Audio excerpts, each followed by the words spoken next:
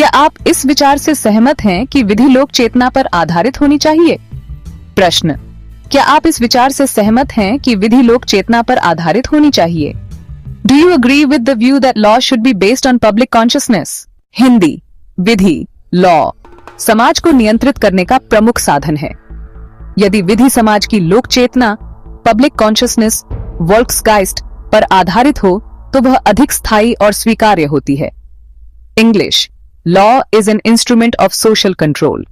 If law is based on public consciousness, Volksgeist, it becomes more acceptable and sustainable. लोक चेतना से आशय उस सामूहिक विचार, परंपरा, संस्कृति, आचार व्यवहार और सामाजिक मान्यताओं से है जिसे समाज सामान्य रूप से स्वीकार करता है।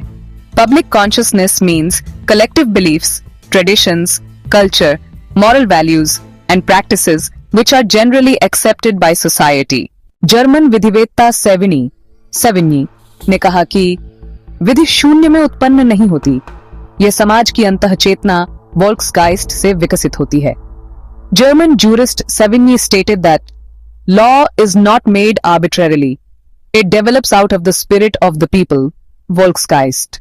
हिंदी, विधि तभी सफल होती है जब वह जनता की भावनाओं, परंपराओं और नैतिक मान्यताओं के अनुरूप हो। English, law becomes effective only when it reflects the emotions, traditions and moral values of people. Hindi, यदि विधि लोक चेतना के विपरीत बनाई जाती है तो समाज उसका विरोध करता है। English, if law contradicts public consciousness, society resists its implementation.